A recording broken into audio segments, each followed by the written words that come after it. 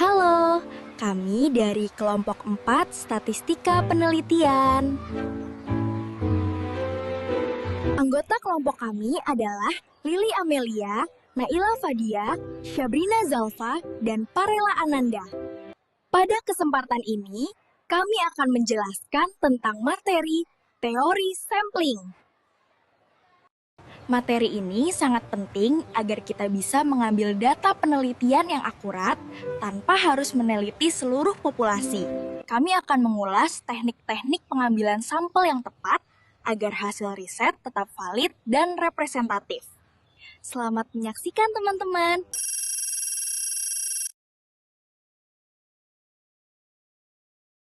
Pernah kepikiran nggak sih gimana caranya kita bisa tahu banyak hal tentang jutaan orang cuma dengan hanya kesegelintir orang aja?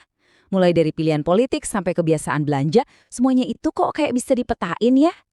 Nah, rahasianya itu ada di satu konsep yang namanya teknik sampling. Yuk, kita bedah bareng-bareng. Gini deh, pernah kepikiran nggak gimana caranya lembaga survei bisa tahu apa yang dipikirin satu negara penuh? Atau gimana para ilmuwan bisa tahu kondisi satu hutan luas cuma dengan meriksa beberapa pohon aja? Kan nggak mungkin mereka nanya ke semua orang atau ngecek tiap pohon. Terus gimana dong caranya? Jawabannya cuma satu kata aja, sampling. Ini dia rahasianya. Cara untuk memahami gambaran besar hanya dengan melihat sebagian kecilnya. Brilian kan? Oke, jadi kita udah tahu apa itu sampling. Tapi sekarang pertanyaannya, gimana cara kerjanya? Gimana kita milih sebagian kecil itu supaya benar-benar bisa mewakili keseluruhannya? Mari kita bedah bareng-bareng. Oke, kita mulai dari yang paling dasar ya. Dalam statistik, seluruh kelompok yang mau kita pelajari itu namanya populasi, kita kasih simbol huruf besar N. Nah, sebagian kecil yang kita pilih dari sana, itulah yang disebut sampel, simbolnya huruf kecil N. Cukup sederhana kan? Oke, tapi mungkin ada yang nanya, kalau kita mau tahu tentang seluruh populasi, kenapa nggak kita periksa aja semuanya?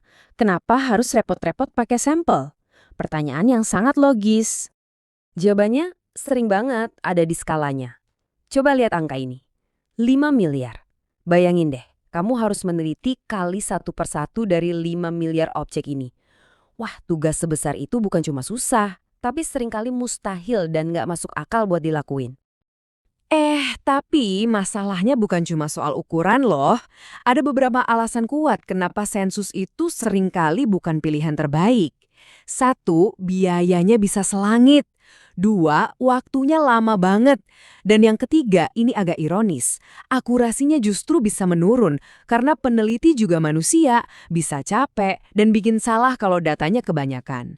Jadi pertanyaannya balik lagi, hasilnya sepadan nggak sama usaha dan biayanya?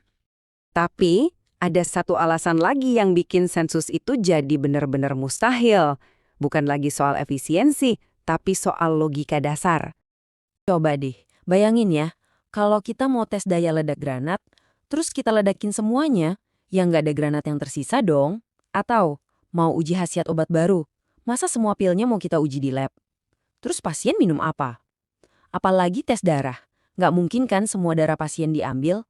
Nah, di kasus-kasus kayak gini, sampling itu bukan lagi pilihan, tapi satu-satunya jalan keluar yang logis. Tapi ada syaratnya nih, biar hasilnya valid, kita butuh rencana yang matang. Yuk kita bedah cetak birunya. Hal pertama yang harus dipikirin itu ukurannya. Ini tuh kayak main jungkat-jungkit, harus seimbang. Kalau sampelnya kekecilan, ya hasilnya nggak bisa kita percaya. Tapi kalau kegedean, wah itu namanya buang-buang uang, waktu, dan tenaga. Untungnya ada proses yang jelas buat ini. 6 langkah ini adalah panduan kita. Mulai dari nentuin masalahnya apa, siapa aja populasinya, terus ukurannya seberapa, sampai milih cara ngambil data yang paling pas. Kalau kita ikutin langkah-langkah ini dengan benar, kita bisa dapat sampel yang kuat dan bisa diandalkan. Nah, pas kita mau ngambil sampel, kita langsung dihadapkan sama pilihan pertama yang fundamental banget. Apa yang mau kita lakukan sama anggota populasi yang udah kepilih? Pilihannya itu gini. Apakah anggota yang sudah kepilih kita balikin lagi ke dalam kelompok atau enggak? Nah, ini adalah dua mekanisme yang beda banget.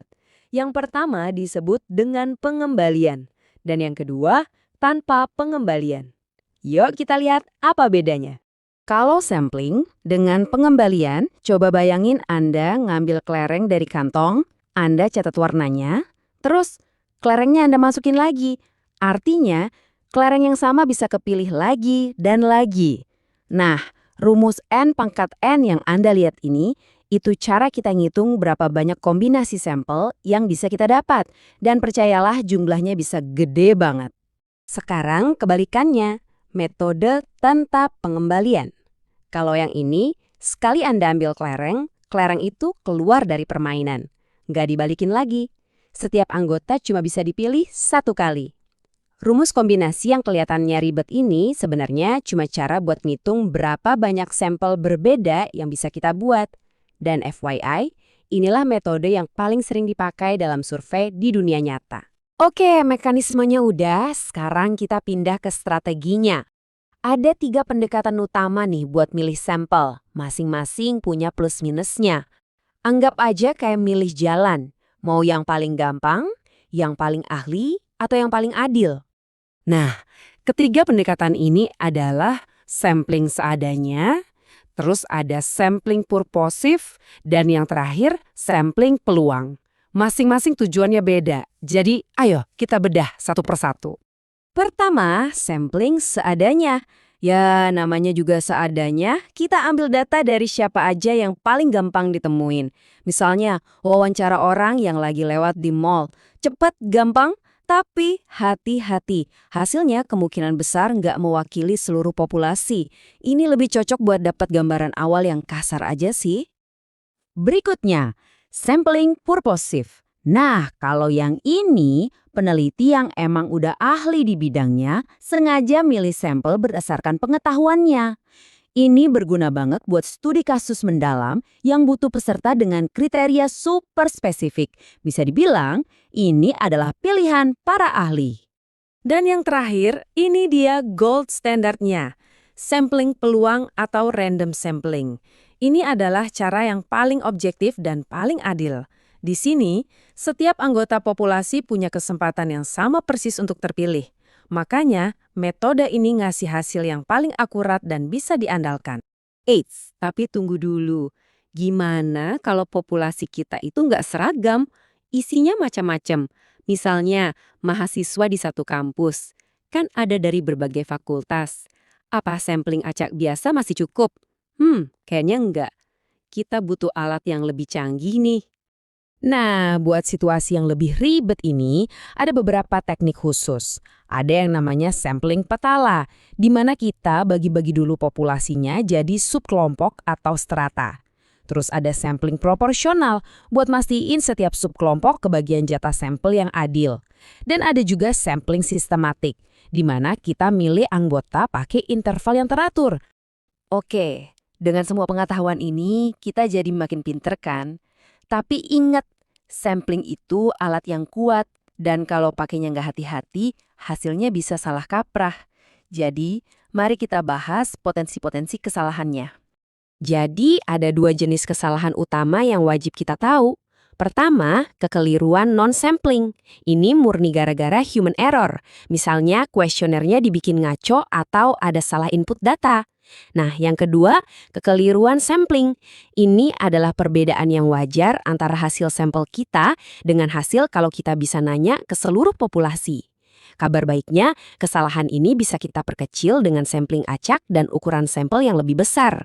Baik teman-teman, sebagai penutup, dari pembahasan tadi, kita bisa memahami bahwa teori sampling itu sangat penting dalam statistika.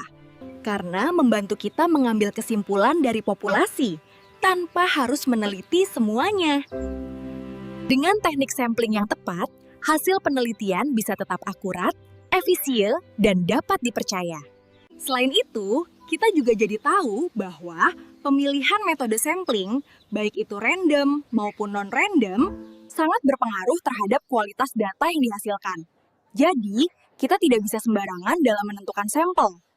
Semoga penjelasan yang sudah disampaikan bisa menambah pemahaman kita semua. Terima kasih atas perhatian teman-teman. Mohon maaf jika ada kekurangan. Wassalamualaikum warahmatullahi wabarakatuh.